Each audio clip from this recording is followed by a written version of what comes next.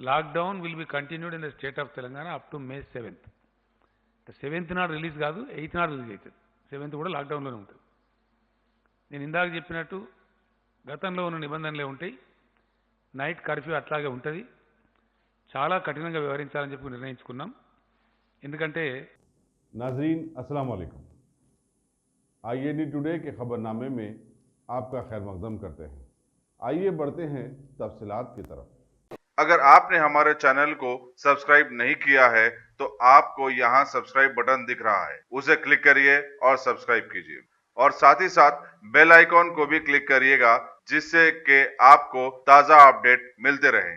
रियासत तेलंगाना के CM KCR ने आज अपने काबिनेट वफका के साथ जायजा इजलास के बाद मीडिया के जरिए से आवाम को समझाया कि जैसा कि तेलंगाना की ताज़ा सूरत हाल के मुताबिक बतलाया गया था कि 20 अप्रैल के बाद लॉकडाउन में नरमी की जाएगी, लेकिन अभी मौजूदा हालात के पेश नज़र ये मुमकिन नज़र नहीं आई है, क्योंकि अभी सिर्फ इस वायरस के फैलने के सबब कई इलाकों को नो एंट्री जोन्स बना दिया गया है। लिहाजा लॉकडाउन में नरमी कतई नामुमकिन हो गई है कि माहौल मज़ीद अबतर हालत में ना आ जाए। लिहाजा तेलंगाना में लॉकडाउन में तोसी 7 मई तक कर दी गई है और हुकूमत हत्तल इम्कान इस दौरान कोशिश करेगी कि कोई भी रियासत का शहरी भूखा न रहने पाए। और ऐसे माहौल में इन्होंने सारे लैंडलॉर्ड्स को पाबंद भी किया है कि कोई भी अपनी जायदाद का किराया ना ले, वरना बसूरत दिगर उनके खिलाफ कार्रवाई की जाएगी। आगे इन्होंने बतलाया कि कोरोना वायरस को रियासत में फैलने से रोकना हो और जल्द से जल्द रियासत से लॉकडाउन को हटाना हो तो सारी आवाम रहनुमायाना उसूलों की सख्ती के साथ पाबंदी करे और घरों में रहकर इस बीमारी को फैलने से रोके भी। आगे इन्होंने बतलाया कि लॉकडाउन के दौरान सारे ही मज़ाहिब के लोग अपनी अपनी इबादतें अपने घरों से करें। साथ ही डिजास्टर मैनेजमेंट के तहत प्राइवेट स्कूल्स की इंतजामिया को भी इन्होंने पाबंद किया कि वो तुलबा से फीस का मुतालबा न करें और ना ही कुछ उसमें ज़ायद इजाफा करें। आगे के हालात के तहत सारी दुनिया में कोविड-19 वायरस की महामारी से जूझने के लिए लॉकडाउन का माहौल चल रहा है और गरीब मुल्क भारत ने भी इनके साथ साथ कई कोरोना वायरस के पॉजिटिव केसेस आने के बाद आखिरी में सिर्फ 4 घंटों की मोहलत के बाद लॉकडाउन लगा दिया। इसके बाद के हालात से तो मुल्क की करोड़ों जनता सोशल मीडिया के वायरल वीडियो से जानकारी लेती ही रही है, लेकिन इसी दौरान यानी ज़र खरीद लोगों की जानिब से तबलीगी जमात के सर इस वायरस के फैलने के इल्ज़ामात की भरमार चलती रही और मुबैना पुलवामा हमले की असलियत से वाकिफ जनता शायद ऐसी चालों को समझने में कामयाबी दिखाई दी है। बहरहाल जो कुछ भी हो, आज शाम की इत्तलात के बमूजिब सारे मुल्क भारत में जुमला कोरोना पॉजिटिव केसेस की तादाद 15,712 बतलाई गई है, जिनमें रियासत तेलंगाना से 858 केसेस सामने आए हैं और यहां पर इस बीमारी के जरिए से हलाक होने वाले 2.44% साबित हुए, यानी कि ये बहुत ही कम फीसद साबित हुई है, जिसके तहत 21 लोग हलाक हुए हैं और इस बीमारी से शिफायाब होने वालों की फीसद 22% रही, जिसके तहत 186 अफराद डिस्चार्ज कर दिए गए, जबकि कोरोना पॉजिटिव केसेस में शामिल जुमला 651 अफराद का इलाज और मुआलजा चल रहा है और ऐसे मरीजों से रब्तो ज़ब्त में रहने वाले करीब 1818 अफराद को क्वारंटाइन कर दिया गया है। इसी दौरान ये भी खबर जोरों पर रही कि सारे मुतासरा रियासत तेलंगाना के 4 अजला वरंगल रूरल, यादाद्री भुवनगरी, वनपर्ती और सिद्दीपेट को ये वायरस मुतासर नहीं कर सका है और इन सभी जगहों से अभी तक कोई भी कोरोना पॉजिटिव केस सामने नहीं आया है। वैसे रियासत तेलंगाना के कोरोना वायरस के लॉकडाउन वाले माहौल में इस वायरस के फैलने के शुबहात के तहत 252 नो एंट्री जोन्स को बनाया गया, जिनमें जीएचएमसी के 151 रेड जोन शामिल हैं। इसी दौरान इस बीमारी से जूझने के लिए हुकूमत की जानिब से सारी रियासत में 9 लेबोरेटरीज जंगी खतूत पर काम कर रही हैं, जिनमें रोजाना औसतन 1560 अफराद का टेस्ट करने की सलाहियत मौजूद है। लिहाजा आज शाम तक के अहवाल के मुताबिक इनके जरिए से 14,962 अफराद के सैंपल्स कलेक्ट किए गए, जिनमें से 858 कोरोना पॉजिटिव साबित हुए हैं और बाकी नेगेटिव साबित हुए, जबकि 768 सैंपल्स के ताल्लुक से बतलाया गया है कि अभी इनकी रिपोर्ट आना बाकी है। మేము ఈ రాష్ట్ర కేబినెట్ ఈరోజు మంచి చెడ్డ అని చూసుకున్న తర్వాత నిర్ణయం తీసుకున్నది ఏంటంటే మే 7th వరకు లాక్డౌన్ పొడిగిస్తా ఉన్నాం. 3rd వరకు ఎట్లాగుంది దానికి ఒక 4 రోజులు కలిపి lockdown will be continued in the state of Telangana up to May 7th. 7th నాడు రిలీజ్ కాదు, 8th నాడు రిలీజ్ అవుతుంది. 7th కూడా లాక్డౌన్లోనే ఉంటుంది. నేను ఇందాక చెప్పినట్టు గతంలో ఉన్న నిబంధనలే ఉంటాయి. నైట్ కర్ఫ్యూ అట్లాగే ఉంటుంది. చాలా కఠినంగా వ్యవహరించాలని చెప్పి నిర్ణయించుకున్నాం. ఎందుకంటే నిమిషానికంటే మళ్ళీ బాగుండదు. ఈ విషయాన్ని పూర్తిగా సమీక్షించడం కోసం మే 5th నాడు మళ్ళీ కేబినెట్ సమావేశం అనుకున్నాం. మే 5th నాటికి ఏం పరిస్థితులు ఉంటాయి, ప్రపంచంలో ఏం పరిస్థితి ఉంటుంది, దేశంలో ఏం పరిస్థితి ఉంటుంది, మన రాష్ట్రం ఏ పరిస్థితి మనం చేరుకుంటాం, వాటన్నిటిని బట్టి ప్రజలు కూడా ఏ మూడ్లో ఉంటారు, ప్రజల ఆలోచన సరళ ఎట్లా ఉంటుంది, వాటన్నిటిని బట్టి భవిష్యత్తు నిర్ణయం తీసుకోవచ్చు అని చెప్పి 5th మే నాడు మళ్ళీ మంత్రివర్గ సమావేశం ఉంది. ఆ విధంగా మనం ముందుకు పోదామని అనుకున్నాం. కంటైన్మెంట్ జోన్స్ ఏవైతే ఉన్నాయో అక్కడ చాలా కఠినంగా వ్యవహరించాల్సిన అవసరం ఉంది. నేను డీజీపీ గారిని ప్రత్యేకంగా కూడా కోరినాను. I humbly request all the police officers in the state. ఈ ప్రాబ్లం ఎక్కువగా కంటైన్మెంట్ చేసినటువంటి మనం కంటైన్మెంట్ చేసిందే the very meaning of containment is నిలువరించడము అని అర్థం. వ్యాధిని ఆ పరిధి దాటకుండా అక్కడికక్కడనే ఆపివేయటం లేదా నిలువరించడం అనేది అర్థం. ఆ నిలువరించడంలో మనం విఫలం కావద్దు ఎట్ ఎనీ కాస్ట్. చాలామంది తిరిగినారు, ఆరోగ్య మంత్రి గారు, మున్సిపల్ మంత్రి గారు, మా చీఫ్ సెక్రటరీ గారు, డీజీపీ గారు, అర్బన్ డెవలప్మెంట్ సెక్రటరీ గారు చాలామంది ఆ కంటైన్మెంట్ ఏరియాస్లో తిరిగినారు. ప్రజలకు చెప్పినారు ఎందుకు కంటైన్ చేయాల్సి వచ్చింది, సమస్య ఏంటి అని చెప్పినారు. కాబట్టి ఆ కంటైన్మెంట్లో ఉన్నటువంటి ప్రజలకు కూడా నేను పదే విజ్ఞప్తి చేస్తూ ఉన్నా. దయచేసి ఎట్టి పరిస్థితులలో చాలా సీరియస్గా మీరు తీసుకోవాలి. మీ వల్ల సమాజానికి నష్టం కలగకూడదు. 100% కంటైన్మెంట్ అధికారులు చెప్పేదాన్ని మీరు ఫాలో కావాలి. ఇది మన రాష్ట్రం కోసం, మన ప్రజల కోసం అవసరం. కాబట్టి వేరే విధంగా అనుకోకుండా అది ఫాలో కావాలని చెప్పి కంటైన్మెంట్ ఏరియాలో ఉండే ప్రజలను నేను కోరుతూ ఉన్నాను. అదేవిధంగా విమాన సర్వీసులు కొన్ని దేశంలో ఫాలో కావచ్చు. 4th నుంచి బుకింగ్స్ చేస్తున్న కొన్ని వార్తలు వస్తున్నాయి. నేను మనవి చేస్తూ ఉన్నా విమాన ప్రయాణికులకు 7th దాకా తెలంగాణకు రాకండి దయచేసి. ఎందుకంటే ఇక్కడ మీకు ట్యాక్సీ ఉండదు, క్యాబ్ ఉండదు, హోటల్ ఉండదు, ఏమీ ఉండదు. చాలా కష్టమవుతుంది. జిఎంఆర్ ఎయిర్పోర్ట్ వారికి కూడా చెప్తాం 7th వరకు ఈ నిబంధనలు ఫాలో కావాల్సిందే. ఎందుకంటే మనకి ఇబ్బంది వస్తుంది. మళ్ళీ సిచ్యువేషన్ ఏదో తెలిస్తే కంట్రోల్లో ఉంటాం. కాబట్టి దాన్ని కూడా ప్రయత్నం చేస్తాం. కొన్ని గ్రాసరీస్ సప్లై చేస్తారు. లైక్ బిగ్ బాస్కెట్ లాంటి వాళ్ళు షాప్ ఉన్నారు. గ్రాసరీస్ అంటే కిరాణా సరుకులు, ఇంగ్లీష్లో అయితే ఏదో గొప్ప కూడా గ్రాసరీస్ అంటే కిరాణా సరుకులు, కూరగాయలు ఇట్లాంటి సప్లై చేసే వాళ్ళకి ఇబ్బంది లేదు. ఫ్రూట్స్ కానీ సప్లై చేసే వాళ్ళకి ఇబ్బంది లేదు. కానీ కొన్ని ఉన్నాయి, వాళ్ళ పేరు ఏంటంటే ఒకటి స్విగ్గీ, ఇంకోటి జొమాటో. వీళ్ళు ఫుడ్ సప్లై చేస్తారు. ఇది కొద్దిగా ప్రమాదకరం. రేపటి నుంచి వీళ్ళని బ్యాన్ చేస్తూ ఉన్నాం. ఈరోజు ఆర్డర్స్ ఉంటే ఇచ్చుకోవచ్చు, కానీ రేపు పొద్దు నుంచి మాత్రం ఎట్టి పరిస్థితిలో ఈ స్విగ్గీ అనేది, జొమాటో అనేది రాష్ట్రంలో అనుమతించాం. వాళ్ళు ఒకవేళ అతిక్రమించే మాటకు వాళ్ళ మీద చర్యలు తీసుకుంటాం. కారణం ఏంటంటే వేరే ఇతర ప్రాంతాల్లో మన దేశంలో ఒక పిజ్జా ఆ పిజ్జా అనేది తెప్పిస్తే 69 మంది దాంతో ఎఫెక్ట్ అయిపోయారు.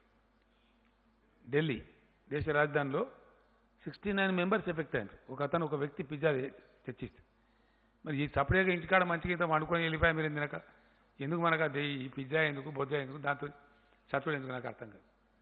ఏదో ఒకటి పప్పు పులుసు శుభ్రంగా ఇంట్లో ఉడికేసుకొని వేడివేడిగా తినేస్తే మనకు నవ్వొస్తుంది, కానీ సేఫ్టీ ఉంటుంది, మంచిగా ఉంటాం. 4 రోజులు కష్టం వస్తే ఓర్చుకోవాలి కదా. ఈ 10-15 రోజులు పిజ్జా తినకపోతే మేము చచ్చిపోతామా? ఎందుకు అనవసరంగా? దాంతో వచ్చేది లేదు, పోయేలేదు. ప్రాణం కంటే ఏది కూడా విలువైంది కాదు. దయచేసి ఎట్టి పరిస్థితులలో అది దాన్ని అలో చేయం. ప్రజలకు కూడా నేను విజ్ఞప్తి చేస్తాను, అవి బంద్ చేయండి. ఈ 10-15 రోజులు మంచిది కాదు. మే 7th దాకా మాత్రం కఠినంగా బంద్ చేయాలి. బయట నుంచి తినుబండారాలు తెప్పించుకోకండి. మీకు అత్యవసరమైతే కిరాణా సరుకులు తెప్పించుకోండి, కూరగాయలు తెప్పించుకోండి, అంత అత్యవసరం ఉంటే. అంతవరకు కానీ చేయదు దయచేసి. कायद मजलिस मुकर्ररा पार्टी अकबरुद्दीन अवैसी ने आज चंद्रन गुट्टे के मुख्तलिफ कंटेनमेंट जोन का दौरा किया और मकीनों से मुलाकात करके उनके अहवाल मालूम किए। उन्होंने लॉकडाउन से परेशान हाल लोगों में ग़िज़ाई अजनास और तरकारी के पैकेट्स तकसीम किए। एक मौके पर उन्हें पुलिस मुलाजिमीन और मौके में सेहत के अहदेदारों से बातचीत करते हुए भी देखा गया। उनके हमरा trustee Salar Millat education trust Nooruddin Owaisi, corporators Mirza Saleem Baig, Fahad bin Abdad, साबिक corporator Samad bin Abdad, director Owaisi school of excellence Nazir Khiyas और दूसरे भी थे।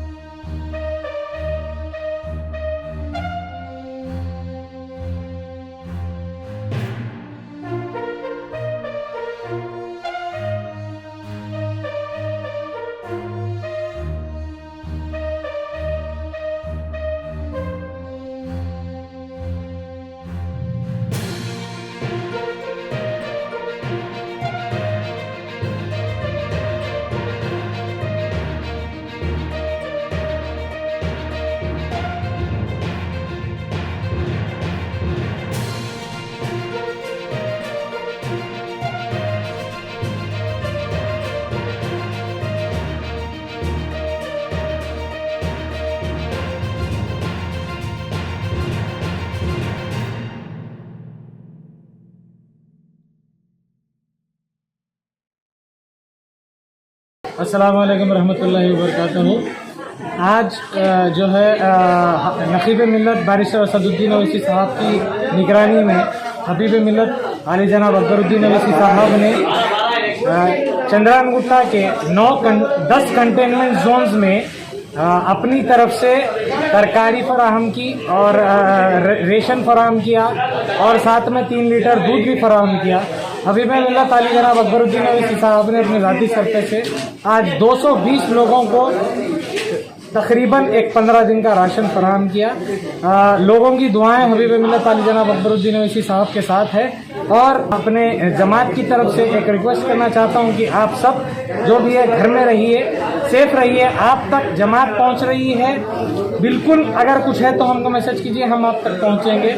लेकिन जो मुस्तहक है उस तक पहुंचकर हम देंगे इंक्वायरी कर। हबीब मिल्लत आली जनाब अकबरुद्दीन ओवैसी साहब ने नाक़िब मिल्लत बारिस्टर असदुद्दीन ओवैसी साहब की क़यादत में आज तकरीबन 10 कंटेनमेंट जोन्स में 220 लोगों को तरकारी, रेशन और 3 लीटर दूध भी फराहम किया। और भी अगर कुछ खत्म होगा तो वो भी फराहम करेंगे। ये भी अकबरुद्दीन ओवैसी साहब का कहना था। शुक्रिया खुदा। हैदराबाद के मेयर बी राम मोहन, सदनशीन civil supplies corporation M Srinivas Reddy और उप्पल के रुकन असम्बली बी सुभाष रेड्डी, जिला कलेक्टर रंगारेड्डी वेंकटेश्वर राव ने आज उप्पल के मुख्तलिफ इलाकों का दौरा किया और लॉकडाउन की वजह से परेशान इमिग्रेंट्स लेबर में ग़िज़ाई अजनास की तकसीम अमल में लाई। मेयर ने बताया कि हुकूमत बिना राशन कार्ड रखने वाले 3 लाख अफराद को भी 12 किलो चावल सरबराह कर रही है। उन्होंने कहा कि गरीबों में अनाज की तकसीम अच्छा काम है, लेकिन बल्दिया के नोडल ऑफिसरों के जरिए तकसीम किया जाए तो एक अच्छा नज़म कायम हो सकता है। जिला कलेक्टर ने आवाम से अपील की कि वो समाजी फासला बरकरार रखें और इसे अपनी जिंदगी का उसूल बना लें। रियासती वज़ीर सेहत इटला राजेंद्र और वजीर एनिमल्स मंडी टी श्रीनिवास यादव ने आज नीलमा हॉस्पिटल सनत नगर में खून की हत्या के कैंप का इफ्तिताह किया। उन्होंने आवाम से अपील की कि वो खून का हत्या देने के लिए आगे आएं।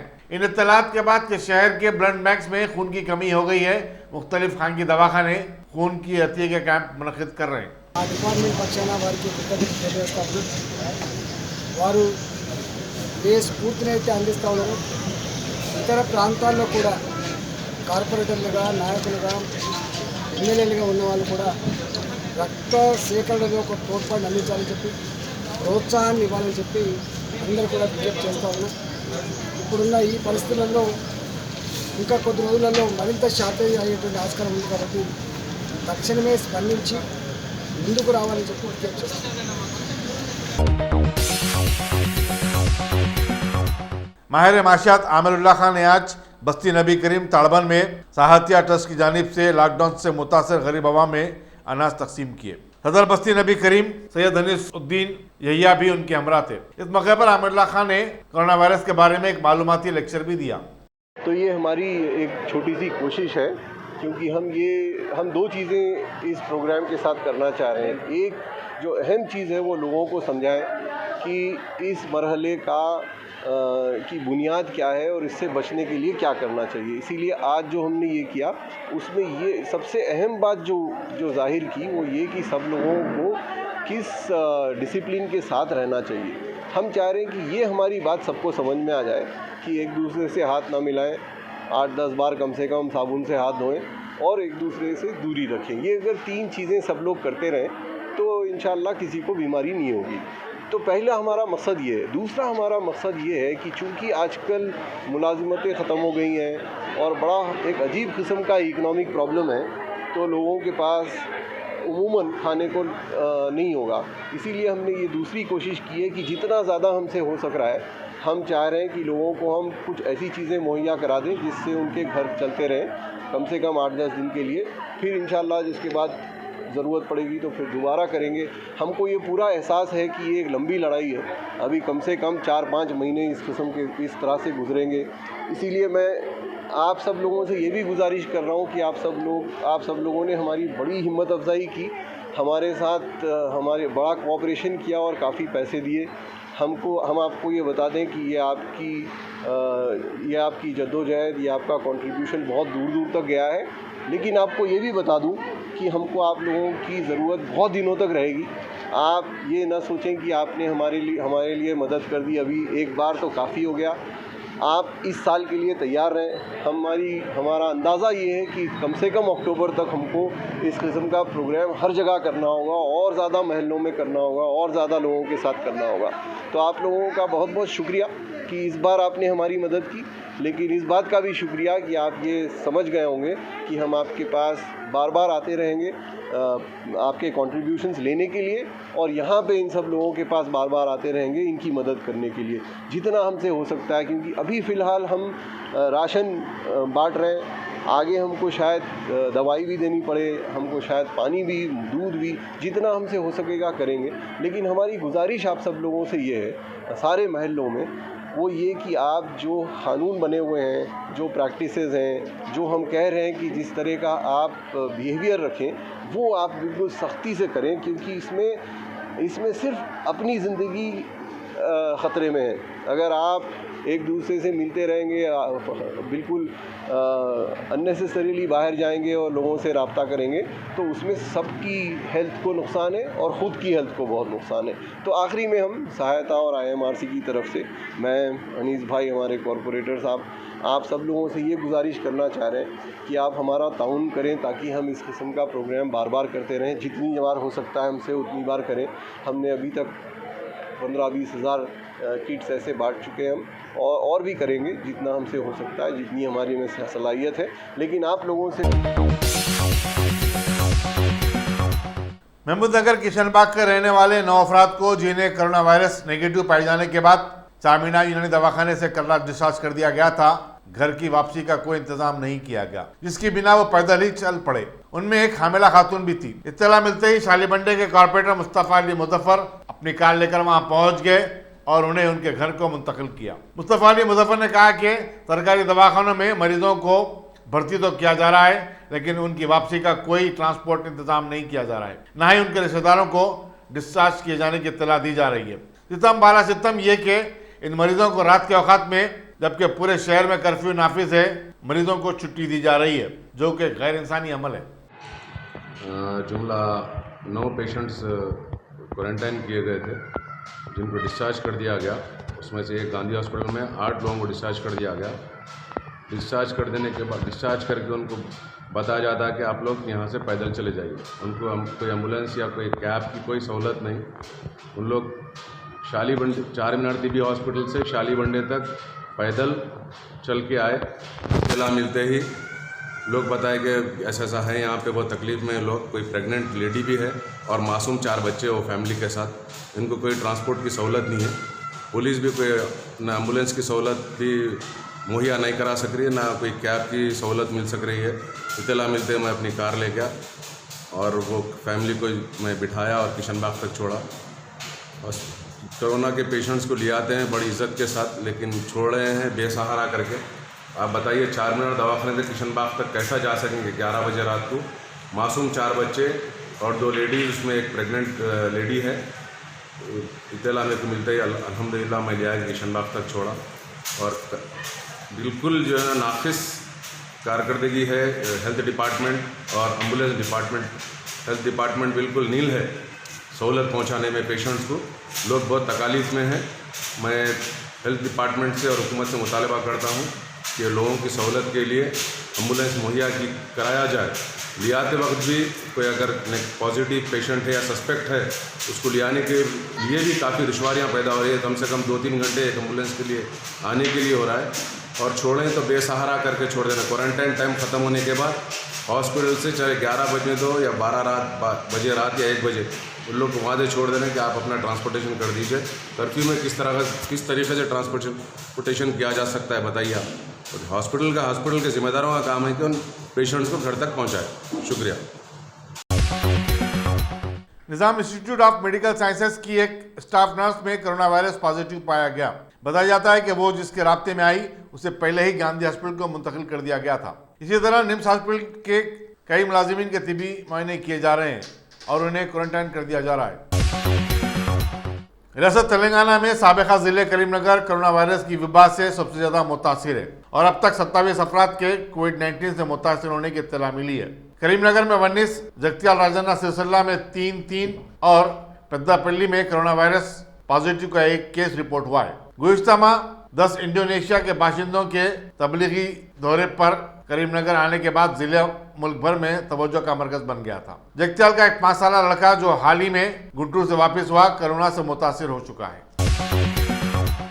एक हैदराबादी एनआरआई जो गुज़िश्ता चंद दिन से जिंदगी और मौत की कशमकश में था, मिलाकर कल रात सऊदी अरब के शहर जिद्दा में कोरोना वायरस के सबब फौत हो गया। सऊदी अरब में 3 दिन के दौरान किसी तेलंगाना के शहरी की ये दूसरी मौत है, जबकि सऊदी अरब में अब तक 9 हिंदुस्तानी फौत हो चुके हैं।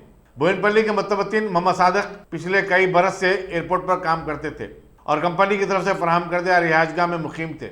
मुकामी दवाखाने में मुआयने के दौरान उनमें कोरोना वायरस पाया गया। एक दूसरे वाक़े में बिन लादेन ग्रुप में काम करने वाले निजामाबाद के अजमतुल्लाह खां की जुमेरात को मक्के में मौत हो गई। हिंदुस्तानी सिफारत खाने के मुताबिक मक्का और मदीना में 3 हिंदुस्तानियों, जिद्दा में 2 और रियाज में 1 हिंदुस्तानी कोरोना वायरस से फौत हो चुका है।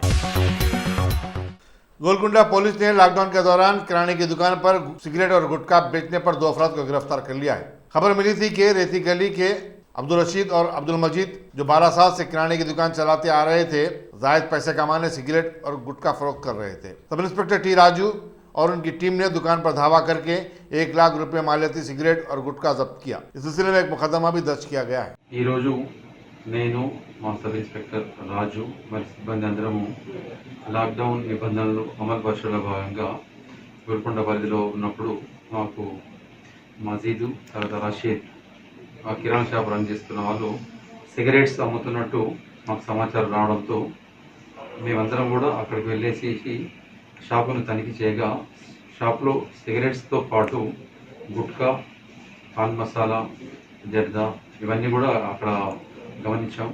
సో వాటన్నిటినీ స్వాధీనం చేసుకున్నాం. వాటి విలువను అంచనా వేయగా ఇంచుమించుగా 1 లక్ష రూపాయల విలువైనటువంటి ఉన్నాయని. షాప్లో ఉన్నటువంటి రషీద్ తండ్రి అతను అమ్ముతుంటాడు. ఈ ప్రోడక్ట్స్ అన్నీ కూడా మాజిద్ అనే అతను షాప్ హోల్సేల్ దగ్గరికి తీసుకొచ్చి తన తండ్రికి ఇవ్వడంతో తండ్రి అమ్మడం ప్రారంభిస్తుంటాడు. తండ్రితో పాటు కొడుకు కూడా అమ్ముతుంటారు. సో మేము వెళ్ళినప్పుడు తండ్రిని అతను అరెస్ట్ చేయడం జరిగింది. కొడుకు మాత్రం పరాలే ఉన్నారు. అతను త్వరలో పట్టుకొని చట్ట ప్రకారం చర్యలు తీసుకుంటాం.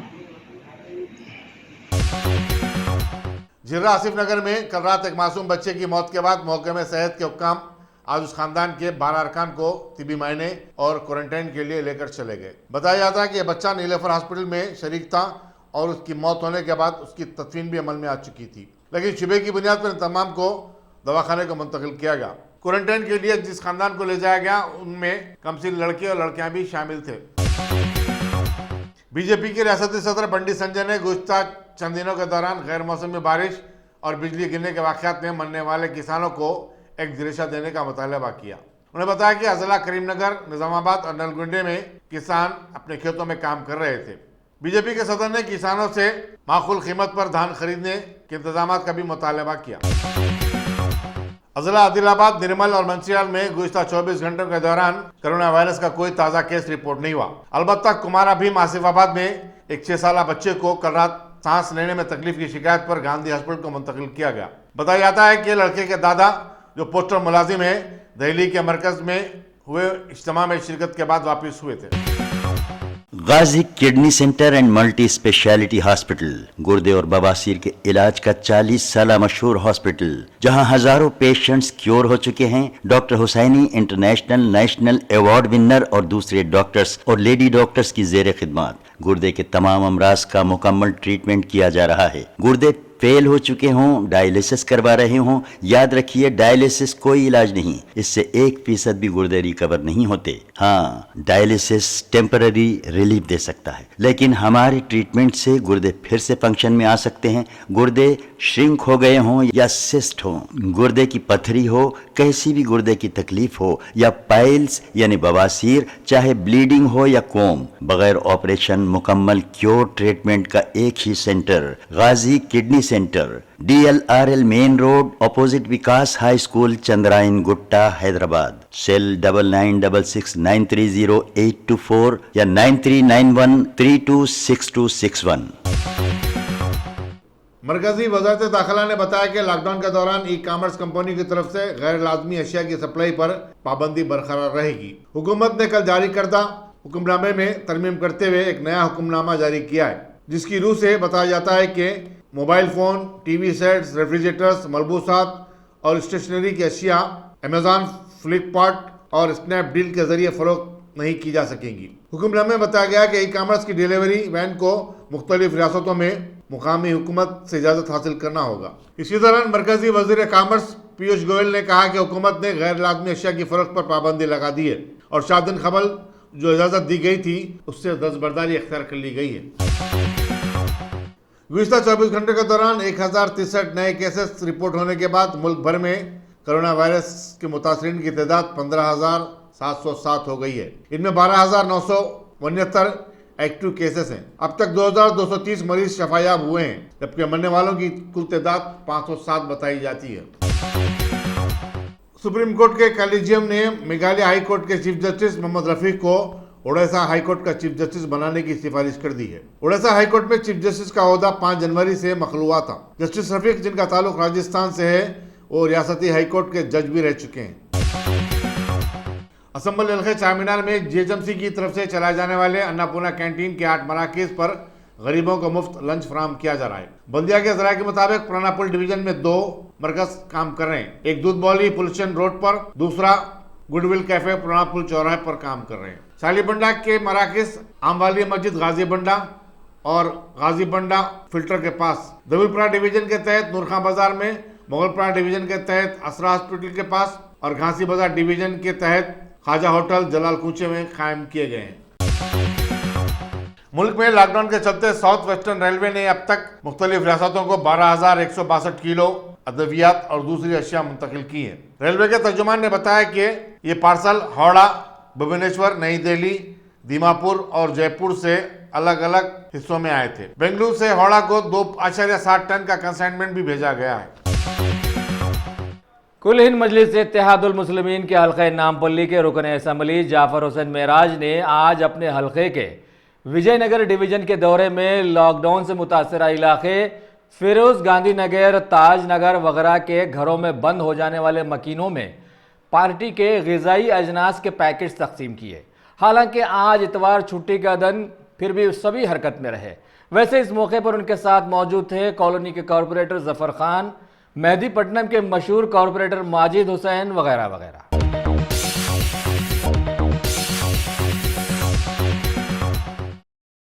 Top selection computers. अगर आप टेक्नोलॉजी के दौर में रहते हुए टेक्नोलॉजी से दूर हैं तो सोचिए मत, आइए एक बार खिदमत का मौका दीजिए। हमारे यहाँ branded computers Dell, HP, Lenovo, laptop accessories उम्दा क्वालिटी निहायती वाजबी दाम पर दस्तयाब है। स्कूल, कॉलेज, कॉर्पोरेट, ऑफिस वगैरह में बल्क क्वांटिटी में सप्लाई की जाती है। इसके साथ साथ हमारे यहाँ माहिर टेक्नीशियंस की निगरानी में रिपेयर की सहूलत भी मौजूद है।